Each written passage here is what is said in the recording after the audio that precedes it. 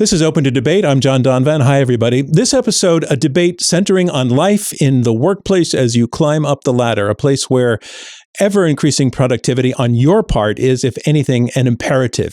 Productivity means dollar for dollar that you earn, you are ever more efficient at what you do and ideally more innovative and more creative. It's what the bosses want. It's what Wall Street wants. It's what nonprofits want for their work. But, and you knew there was a but coming, does the drive for productivity come at a cost to your mental health, to your ability to achieve a balance in life? Because of what if trying to be more productive means, say, you work while you're on vacation or even skip vacation altogether, which is how we know some people are handling this. Getting it all right or deciding this emphasis on productivity is a misplaced priority. That's what we're looking at in this debate, where we have four debaters and one question: is our productivity culture toxic? Let's meet our debaters. Answering yes to that question, is our productivity culture toxic? I want to welcome Jennifer Moss. Jennifer is author of The Burnout Epidemic, The Rise of Chronic Stress and How We Can Fix It. Jennifer, welcome to Open to Debate. It's great to have you with us. It's great to be here. And your partner in this debate is Rahaf Harfoush, who is a digital anthropologist and best-selling author of several books, including Hustle and Float, Reclaim Your Creativity and Thrive in a World Obsessed with Work. Rahaf, welcome to the program. Hi, so happy to be here. And here to answer no to the question, first we have Amy Edmondson, who is professor of leadership and management at the Harvard Business School and author of Right Kind of Wrong, The Science of Failing Well. Amy, welcome to the program. Thanks for having me. And Amy's partner is David Allen. David is author and creator of the Getting Things Done Time Management Method, which is detailed in his book, Getting Things Done, The Art of Stress-Free Productivity. David, welcome to Open to Debate. Thanks, John. Delighted to be here.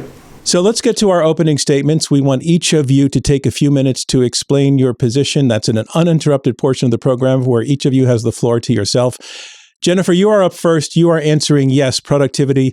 Our productivity culture is toxic. Here's your chance, please, to tell us why. Well, productivity has increased by over 340% since the 50s.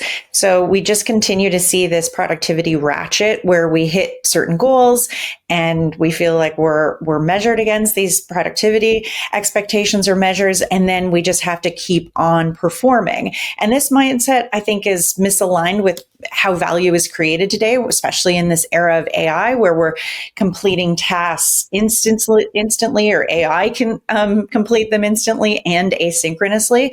When you look actually at the increase of our workload, we've seen a rise of chronic stress and burnout. It's exponential increases. It was always there, but obviously people are talking about it much more than they used to. But there is some data to support that. When we think of the last 5 years, from 2019 to 2020, we increased Teams meetings alone by 192%. We spend 57% of our time in meetings, so we're chronically over meeting. And when you think about what that's actually doing to us, we're seeing this increase in what physicians used to call affectionately, or not affectionately, pajama hours. So all of a sudden we're doing our work in our pajamas, we're having a glass of wine or a beer, we're calling it fun work. And that's a complete denial of what it actually is, which is still working in the evening. When you also look at AI is supposed to save us time. It's supposed to make us more efficient. But what I'm seeing in conversations and in the research and data, it's actually increasing our workload. People have shared with me that they don't want to put their hand up because they finish early, because it just means that they're going to have more work added to their day. So that promise of AI is not being delivered. Dr. Laura George talks about time poverty. She's at the London School of Economics, and that time poverty is really impacting our sense of community. What is being determined now is that this extra amount of work is making us less social. It's making us feel disconnected and lonely. People blame remote work as the issue for why we're feeling so lonely, but I believe it's just that we don't have enough time, or we don't have enough energy to engage with each other. When you think about GDP, for example, the way that we measure is based on activity and not well-being. So when you think about a healthcare spend, that increases GDP, but we don't look at the cost of burnout for that person utilizing our hospital systems. And when you think about it, it's about $4,000 per non-manager of the cost of burnout, about $10K for a manager and $20,000 for an executive. So we need to start thinking about productivity, how we measure it, and differently in this new world of work. Thanks very much, Jennifer. Amy, you disagree. You believe our productivity culture is not toxic. Here's your chance, please, to make your case. Well, I will agree with Jennifer on that last point about the measures, because I think that is where the problem lies. I do not believe that productivity is the enemy. I think the desire to do meaningful work, to contribute, to create value are deeply human drives and bring us a sense of satisfaction and joy when we're engaged in them. However, the way we measure productivity is deeply problematic, and that is giving rise to many of the problems that Jennifer describes. So our measures of productivity today they emphasize effort over results. If you look deeply at many of the studies of productivity, you will find that the measures are how many hours worked, or how many emails sent, or how many keystrokes made, which is not at all a measure of accomplishment or meaningful work.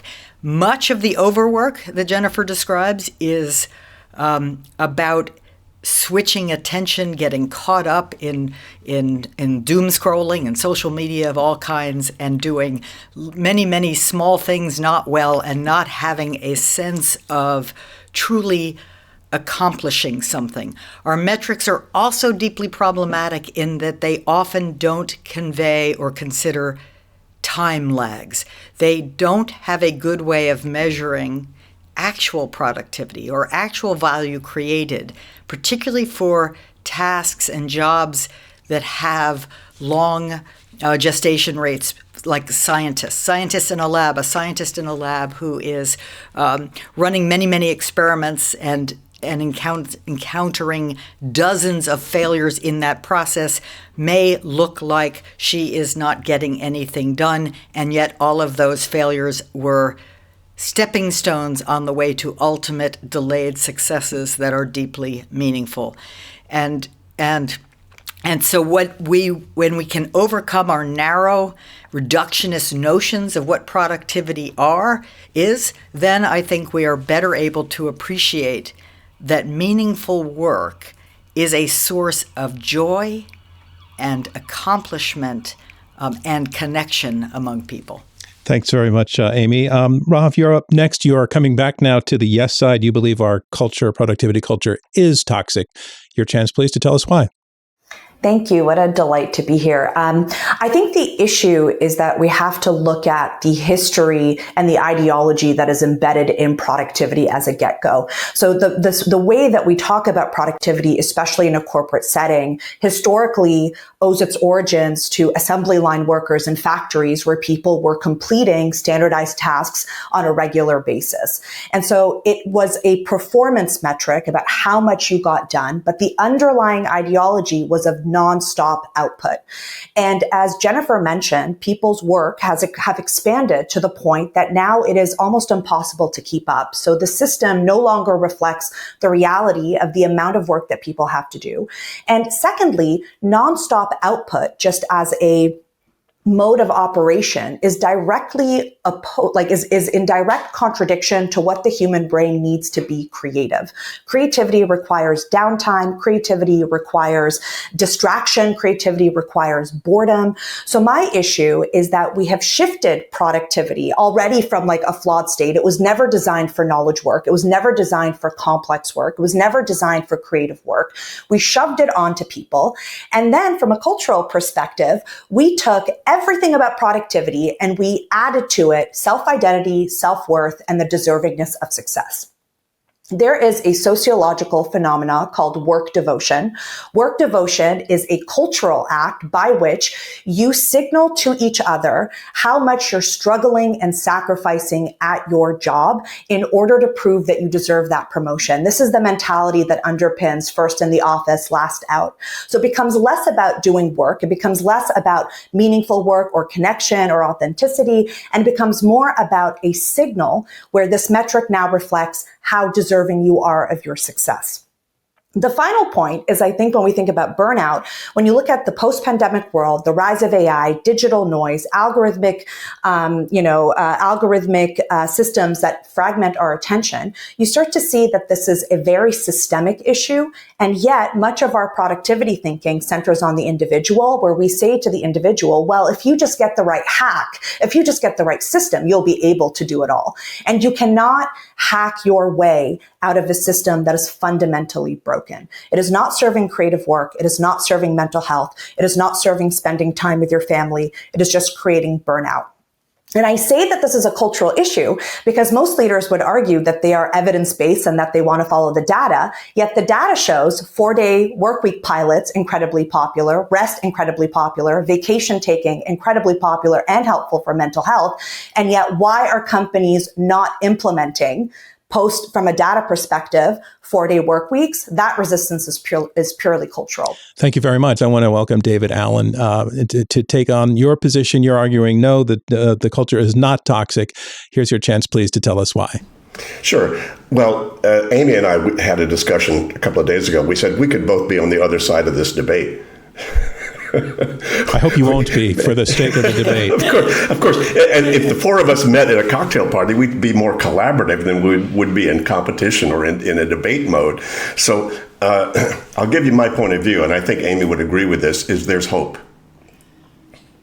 Basically, it's possible to move past this, to transcend what we would normally look at, and what Jennifer and Rahaf both described is a toxic culture. But come on, I live in Amsterdam. Talk about toxic culture based upon technology. In the 1970s, Amsterdam became a car city. Everybody was enthralled with muscle cars and so forth. And so they started to fill in canals, get rid of the beauty of Amsterdam, make it easier for cars to park and to drive or whatever. The problem was they were killing kids on bicycles because it had been a bike culture for 80 years. And what happened was they had to then gather together the political will to make Amsterdam a bike city instead of a car city. And so my wife and I live in a place where the bike paths are wonderful or whatever. So a change was made, but it took political will to do that. It was not popular to stop the car culture in Amsterdam, to make that change. So in my experience, again, I've been researching, uncovering and implementing stress-free productivity techniques for 45 years. And, I'm getting things done, 3 million copies, 30 languages, and I can tell you there are countless people and also many, many teams and even a few organizations who have implemented these best practices, and they would say, we are not a toxic culture. They say, we're having fun. Things are cool. So, I think Rahaf mentioned a few of those aspects, that if you can change the mental set of the people leading this, that those principles can then come into play. And so I think Amy and I both have the point of view is, look, there are practices that you could do. They're not hard, but they're not simple. And these practices require a change in thinking, a change in practices in terms of how teams operate together and how people operate together. Even if you're personally highly productive, you could walk back into a very dysfunctional environment and have to use your own best practices in a defense mode. And a good friend of mine, Rutger Bregman, who just wrote a book called Moral Ambition, talks about his research that 25% of the workforce feels totally that their work has no impact on improvement in the planet. And these are not electricians and plumbers. These are graduates of Amy's business school. I'm sorry, not your fault, Amy, but these are people that investment bankers and management consultants or whatever that reach a certain point in life. I will say one of the most toxic areas that we haven't addressed that we could is retirement and boredom. All right. Well, those are our opening statements, and I'm gonna say what I'm hearing here as what you just said, David. I think you almost are arguing the other side. I'm not sure that we have. I just want to investigate this, whether we have this clear dichotomy on whether you all disagree on whether the culture is toxic or not. And I want to start that by going back to you, Jennifer. When you talk about the culture being toxic, are you saying we have a crisis? We're at a crisis point, that there is a pathology in the workplace? And how far would you go with that? And I want to see if your opponents would agree or disagree with you. I do think we're at a crisis. I mean, I think we're in an epidemic of burnout, that's for sure. And when I think about the levels of disengagement that we're seeing, and in the last book that I wrote, Why Are We Here? The reason why I titled it that is because so many people are just asking, what is the point of work? Why am I here? Why are we even bothering? And that's showing up in the highest level of active disengagement that we've seen in a decade. It's the thinnest executive pipeline for women that we've seen when you look at the CEO or the C-level executives across the globe. We're seeing it finally improve, last year. And then this year, we've seen it decline. And when I say improve, that's only 10% of Fortune 500 CEOs as women, and we celebrate that. And yet that's a real issue. We're seeing women opt out, move into part-time roles. Their startup activity has increased, and so as their patents have increased because they're finding that it's not working for them.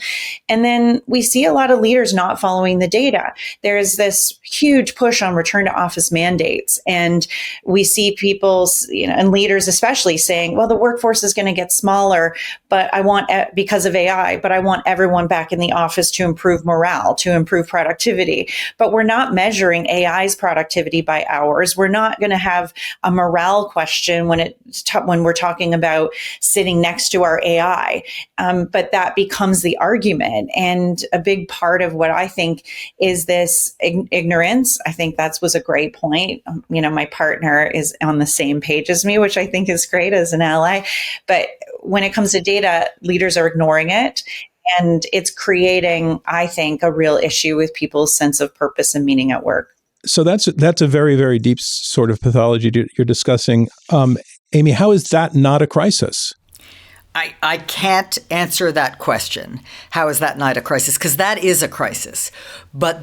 So I think we may all be in agreement about some toxicity in the culture of work.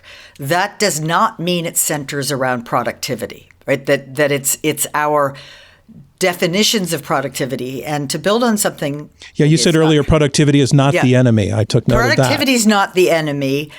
Our metrics of productivity are. So I think Rahaf has it exactly right in that this sort of push to more, that if we think about productivity as ever more output, then we have, in my field, academics thinking they need 30 papers, in a year, which is nonsense. Those will all be rather silly papers versus, one very good one that changes how people think and act around a critical issue in management. And that's, instead of thinking about work as the creation of value, the creation of impact, of having an opportunity to make a meaningful difference in the world, we think about work as ever more output. Yes, that will be a source of toxicity.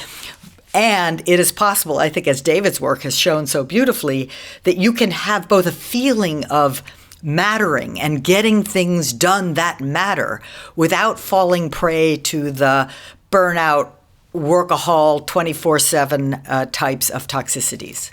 Can I just jump in for a sec? I just wanted to say, how do we contend then with leaders making arbitrary decisions? Because the individual contributor has no say in that in most cases. So, we do need a different measure, but the current execution of the expectations on workers is so contrary to that. And we don't see brave leadership, really saying this is a problem. And I don't, I want them to care more about whether their employees leave, but it's so transactional that it's not being implemented. Well, Jennifer, let me say that against that, well, not against that, but because of that, the leaders are just going to have to tolerate the fact that the trend is subcontracting, not employment.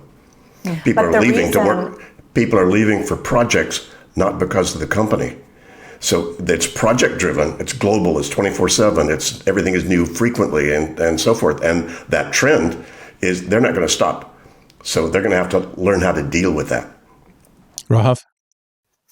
I think the reason though is that productivity is the centerpiece of culture. And you can see that when you look at how we talk about productivity outside a workplace setting. When you look at the rise of hustle culture, when you look at every way that we've been told to optimize our lives, meal prep, fitness hack, time hack, calendar hack, hobby hack, side hustle.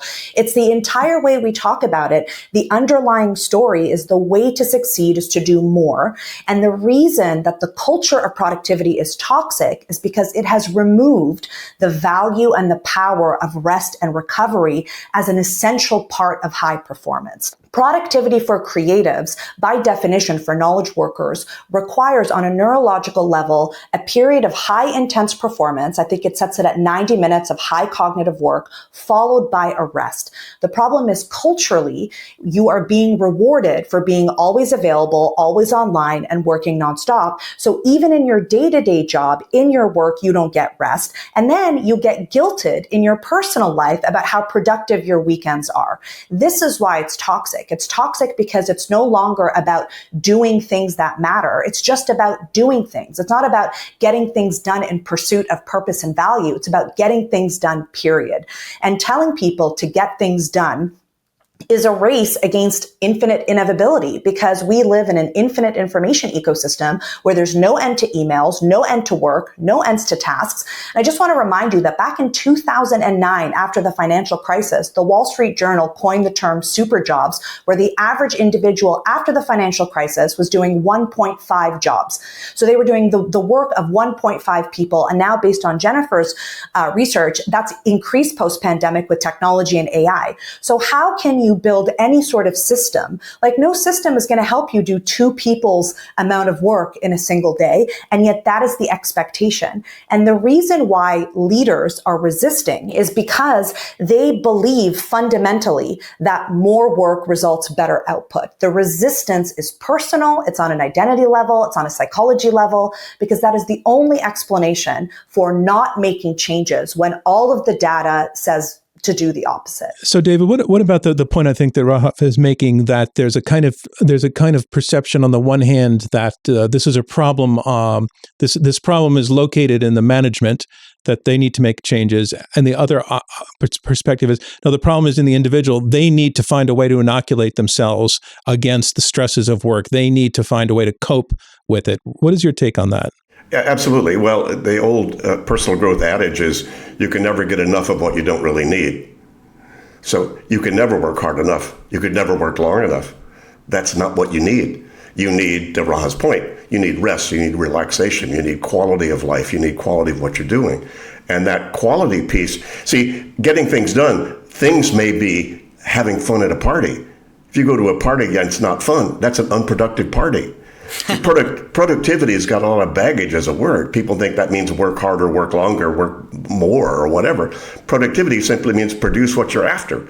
Go on a vacation to relax, you don't relax, unproductive vacation. So people have misunderstood what even the word productivity means. But back to Rahaf and Jennifer's point too, and Amy's too, what are you trying to produce? Quality of life, a sustainable, repeatable culture that's not burning people out. That is, my book last year, Team, Getting Things Done with Others, has a lot to do with that. Like, what are you really after as a team, as an organization, and as the individuals involved? Jennifer, I'd just like to hear your comment on this. Well, I love what Rahaf was saying about the perception of busyness and the perception of working. So much of what I've learned from the people that I spoke to, so many employees that I spoke to directly, and just again in the research, what I keep finding is that people are stigmatized if they are openly saying that they're taking rest. There was this excellent research that just came out in the last couple of days, or maybe the last week, but what it shared was that if you openly say that you're going to disconnect versus someone else that doesn't say that, but you both equally do no work, so you're both disconnecting, but the person that actually says, I am disconnecting, has less likelihood of being promoted.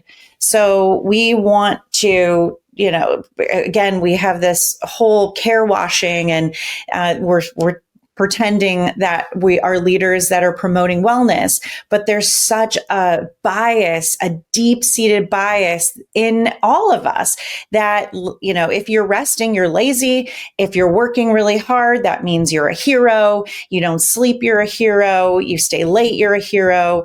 And that is where this issue is. And it's deep-seated in all of us. That bias really lives in us. So it's something that we need to untangle so we can think about productivity differently.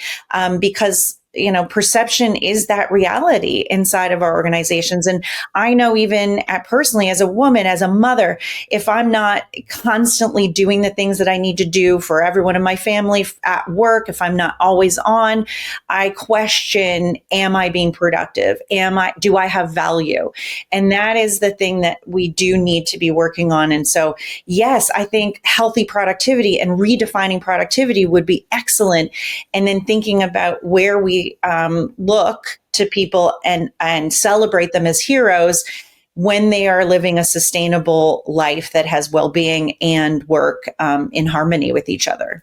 To the point you were making, in my research, I found that Elon Musk, who is known for not sleeping a lot and working like a lot and insisting that his staff and employees work a lot, tweeted a while back, "Nobody ever changed the world in 40 hours a week." It's really clear what the point is he's trying to get across there. But Amy, I want to take back to you. In your opening, you talked about the way productivity is measured is part of the problem. I think of the term gross domestic product. It's about it's a very, very blunt, dollar-oriented measurement of goods and services. But if you are the owner of a company or a shareholder in a company, isn't that what you want? I mean, you're not there to worry about the workers, and I'm not taking that position. I'm saying that I think that's a fact. I couldn't disagree more, even with that as a fact, because the good leaders, the well-run organizations, understand that they cannot burn down the house to stay warm on a cold winter's night, that they must care about the workers, and they must have a sustainable operational model for creating value over the long term. I'm not saying they're the norm. They may even be few and far between, but there is no question they exist, and they are smarter and better than those who are not buying into that. So, I think we should. In so many of the comments that we've just been making and listening to, it becomes crystal clear that we are colluding. I don't mean the five of us. I mean all of the participants out there, the ones that Jennifer's writing about, are colluding in the escalation of the work culture. When was the last time someone said to you, especially in a professional context, "How are you?" and you said, "Busy"? Right? It's like daily, right? That is the automatic response to the question, "How are you?" So we are colluding in creating something that is not good for anyone. And part of our mistake is the continual confusion of inputs and outputs. So the 1.5 jobs that people are doing, that's input. That's sort of the measures are saying, oh, look, you're working 1.5 times as much as someone did before 2009. Therefore, you're doing 1.5 jobs.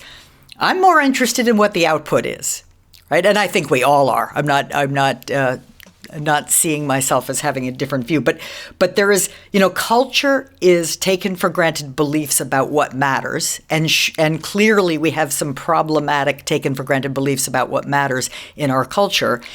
And culture shifts when we commit to not colluding anymore in the perpetuation of the toxic parts. Rahaf, what have you learned about generational differences in addressing and dealing with the culture that you're talking about?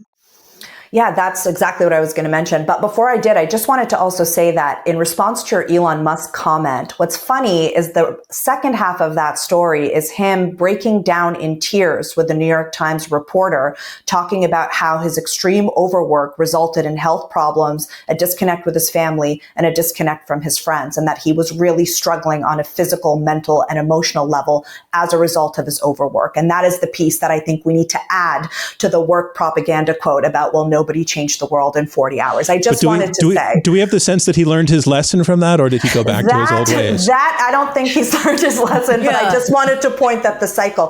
Generationally, I think what's interesting to note is that every generation has received a different story about productivity. And so the boomers received the story that if you work hard enough, you will be successful, you'll have a house, a car, the picket fence, the whole 9 yards, and a stable retirement and lifelong employment. The Gen X was told the story that if you work really hard nonstop, you will be able to be just as successful, if not more so, than your parents. The millennials were told, if you work really hard, you will be able to do a job that reflects your unique personal insights with purpose and spiritual fulfillments. And Gen Z was just told, we don't really know about the world right now because everything is in a state of chaos.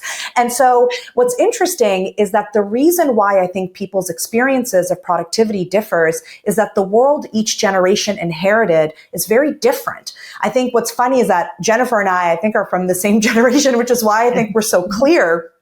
The millennials, we really got the short end of the stick here. We graduated in the midst of the financial crisis. We had the pandemic at our prime earning years. And so a lot of the systems that made it possible for the Xers and the boomers to apply this tenet, they worked really hard and they received rewards. They received affordable housing. They had less student debt. They received long jobs and promotions. Our generation is working just as hard, and we've been rewarded with contract work, increased precarity of jobs, a housing market that's impossible to break into, and ever-growing student debt.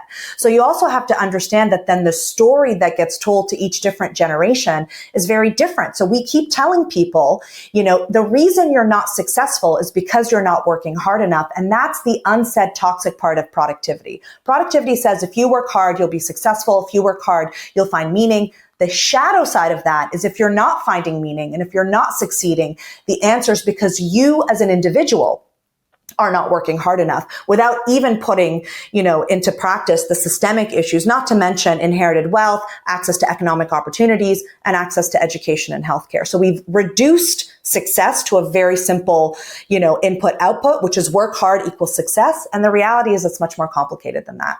Well, I don't know which generation it was or which artist it was or who said it, but if you love your work, you'll never work another day in your life. So loving your work seems to be the critical factor. And so what needs to happen to our environments and our leadership and our thought processes so that people move more into work they love? Period.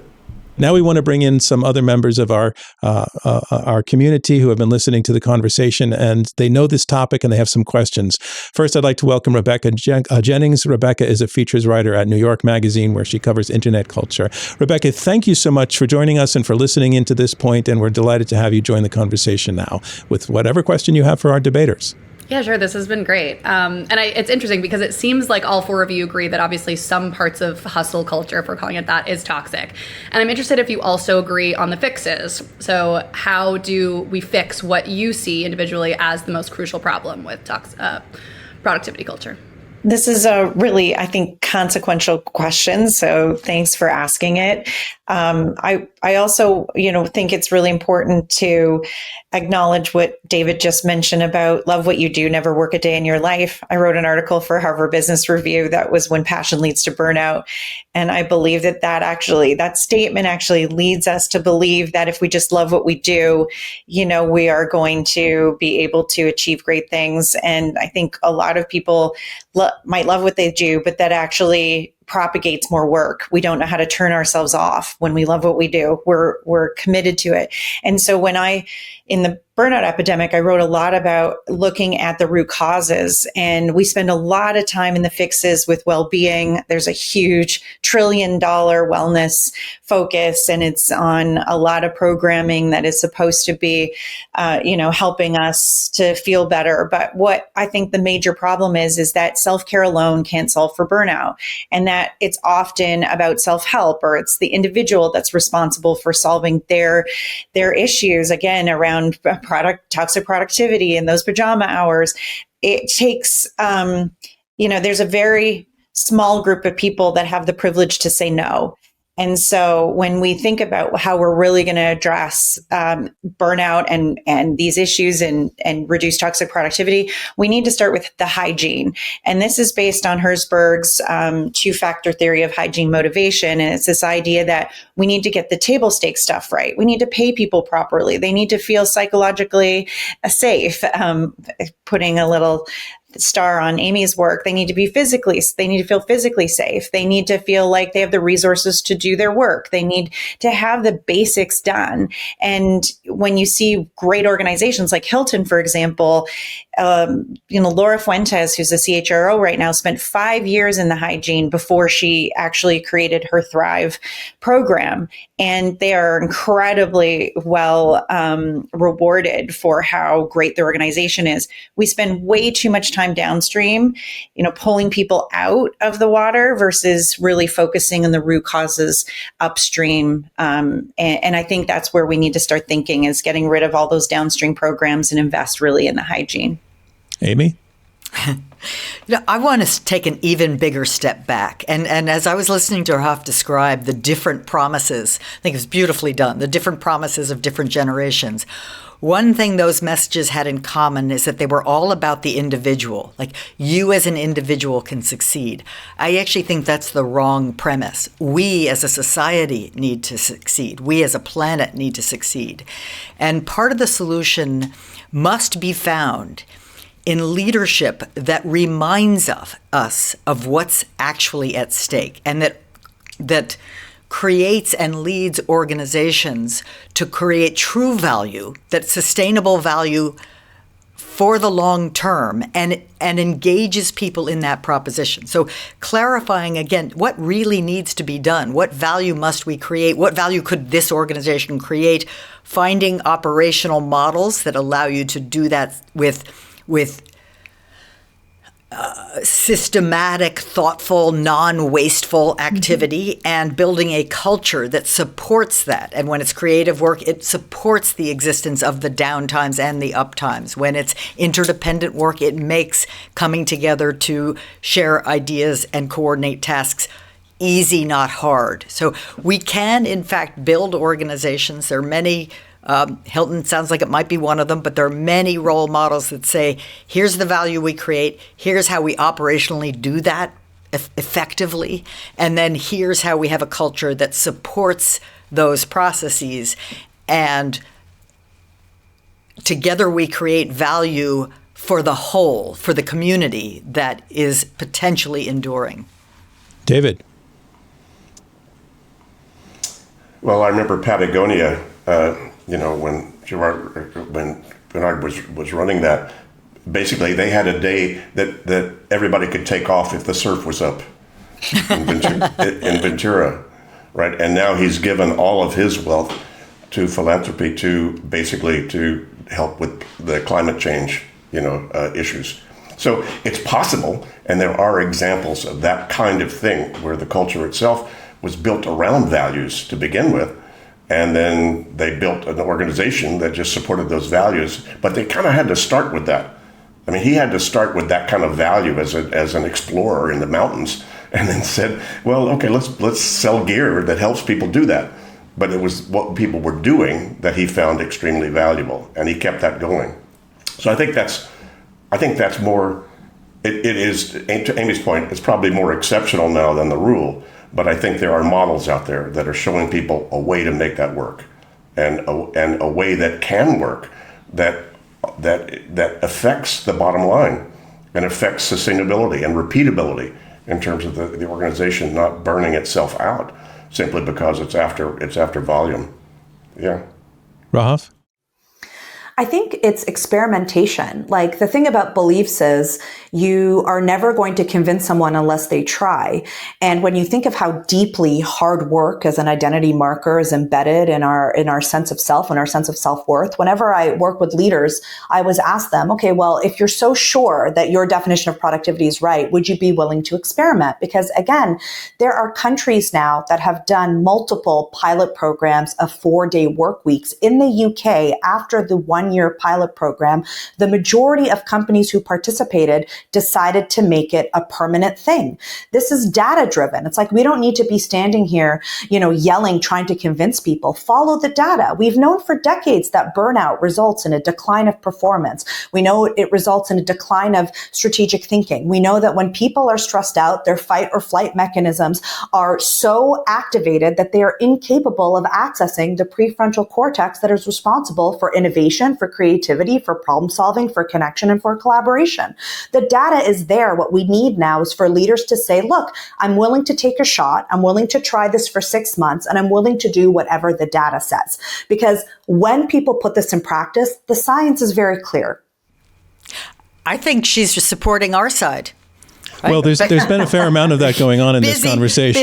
Busy doesn't mean productive. And as long as we are clear that busy doesn't mean productive, then we might be able to thread the needle. I also think, too, that, and I just want to make this brief point, isn't every single generation supposed to push back on the status quo? And I keep saying, this new generation coming in, they see a terrible model of people working themselves to a point of desperation and unhappiness. So this group is just saying, I don't really want to follow that model, so I'm going to push back on that. And I think we should be listening to what they're saying. Rebecca, I want to thank you very much for your question. You got us to some interesting places with that. Thank you so much. And now our next questioner is Laura May Martin. And Laura is the Executive Productivity Advisor at Google and a best-selling author of the book called Uptime. Laura, thanks so much for joining us and thanks for listening into this point. And we'd love to hear what your question is. Yeah, thanks for having me. Great discussion, and I can see points on both sides. And there's two things that we've really been circling. The first is this idea of work devotion, or as I talk about in my book, busy is not important. And we all seem to agree that is rampant and part of many cultures. And then the idea that the metrics that we're being measured on need to be of not only output, but personal fulfillment, avoiding burnout, innovation, creativity. And so for concrete examples' sake, if I was a mid-level sales employee at a tech company, let's say, what metrics would you measure me on? Maybe one answer from each of you that would not be number of sales calls or revenue generated that you think would be promoting of that overall actual value created? What an interesting question that is. I'd like to take that first to Rahaf. I think, for example, the complexity of the task that you've accomplished. I think it would be interesting to look at the connection that you formed long-term with the client. I think I would look at the innovation of the types of solutions that you came up with. Instead of just measuring number of deals or number of dollars, that's not accurately reflecting the challenges that many salespeople engage with when they go out into the field. David. I would agree totally with what Rahaf just said. I wouldn't disagree with any of that. I think the quality to which, how impactful is that salesperson on the people around them, given how they are and who they are and how they work and what they reflect in terms of their personal values and what they consider important in terms of their work. So if they're achieving what Rahaf just talked about, they're probably going to walk around and people are going to follow them and say, how do I get to where you are in terms of enjoyment with your work? Great salespeople are in the business of helping others solve problems. So when they are doing that effectively, there is a win on both sides. And, It's funny that you bring up sales as the context, because in a way, other than the fact that many sales contexts today are very complex B2B sales that really are big problem solving and team-based encounters, not individual at all. But the classic sales model is the individual making the call, making the sale. And in the individual classic model, it's one of the very few work contexts that is still conducive to individual level metrics. So it's almost, an unfair context, because we do want, a great salesperson in that individualistic context could reasonably make a large number of sales quite efficiently, quite effectively, 4-day work week or less, and we're okay with them being rewarded for their productivity. So I don't think we should be entirely uninterested in output. I think we should be interested, as David was describing, in how did they get there? How did they get effective? Did they get there by burning other people out, or did they get there by being really good listeners and good problem solvers? Jennifer, your turn. So I love what you just said, Amy. I think that aligns with my thinking. Again, we're not being very controversial here, are we? Sorry about that.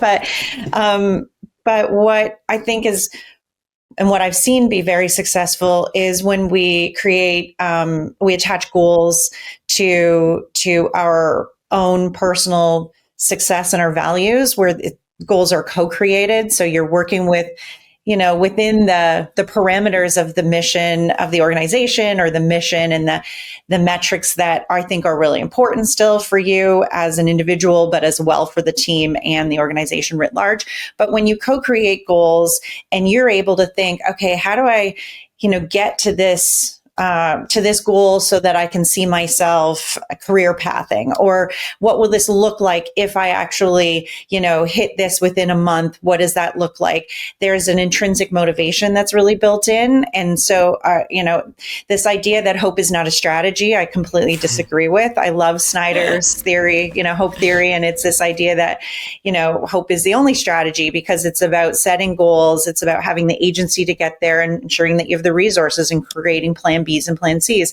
So for people to achieve goals gives them a great deal of success. And if it's along with a measure that they have agreed to, then they're much more excited to get there. And then I think too, we're in such a state, unfortunately, where there's high levels of hopelessness that we're not seeing the future as well as we should be. So big, long-term, hairy, audacious goals are not really what we should be focusing on right now. It's about weekly celebrations of metrics that we're hitting, monthly celebrations. It's about, making sure that there's incremental adjustments in learning and variability to achieving those goals, so that we feel like it can constantly be moving, but the target remains the same. And I think that when we get to the end of that, you'll see more people accomplishing those measures that are really important to both of you, and they're hitting them faster, more efficiently, and they're more excited to be hitting them. Laura, thank you so much for your question, and thanks for joining us. We're going to move to our closing round now, and our closing round is where each of the debaters in turn once again has the floor to him or herself and can make the case one more time on our question, is our productivity culture toxic? Given how much overlap and agreement that I've heard, I want to maybe shift gears a little bit in your closing. I know you've prepared closings, but it would be interesting to hear you also reiterate a little bit of what you would propose a fix is to the problems that you all seem to agree are out there. And Jennifer, you are up first with our closing. The floor is yours. Well, I think that you're right. We have been in agreement. And I do agree that right now we need to be thinking about productivity in a completely different way. And that means it's looking at well-being metrics and the losses we have to, measure when we are being toxically productive. We need to be measuring all of those things. It's been really interesting. I was just at Harvard Business Impact, and Amy was speaking there, and the CEO of Deloitte was talking about changing their way that they measure billable hours and maybe piloting a test of whether that's working or not.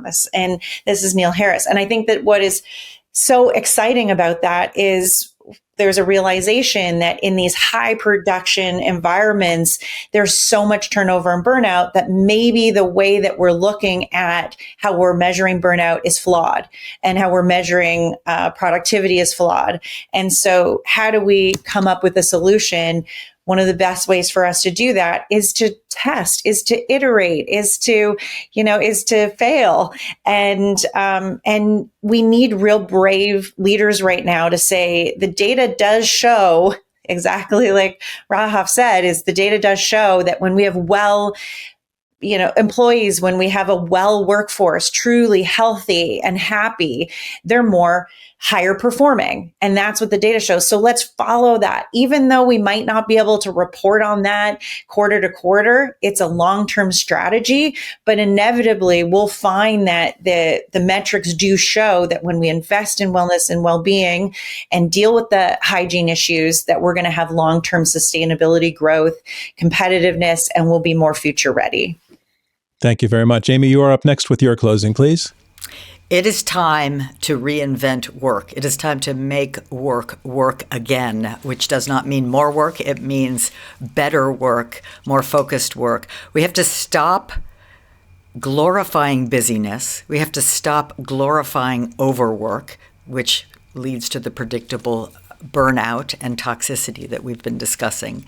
We have to change those taken for granted beliefs, sort of one person, one organization at a time, and shift our focus toward the creation of meaningful, sustainable value. That is a remarkably creative and challenging process, and it is accomplished and will lead to meaningful work that works through building connection and community via work, and ultimately leaving people with a sense of having contributed to the greater good in some small or larger way. Thank you very much. And Rahaf, you are next. You are, again, your position was, yes, it's toxic, and you've stuck by that gun all the way through. But please come in with your closing and potentially a solution. I'm going to even go a bit more controversial. I don't necessarily think that you should have to love your job. I don't think your job needs to be meaningful or needs to have high capital P purpose. I think if you have the luxury and the privilege of being able to do work that you love, then I think that's, great for you. But a large amount of workers don't have that. I think it's okay to retell the story about work, which is if you are working at a job simply to be able to afford your life and be able to support your family, then that should also be enough. I think we need to figure out how we tell a different story about work. And that means we have to really examine how we determine how we judge people who are successful or not successful. This is a culture issue, which means this is a story issue, which means this is a belief issue.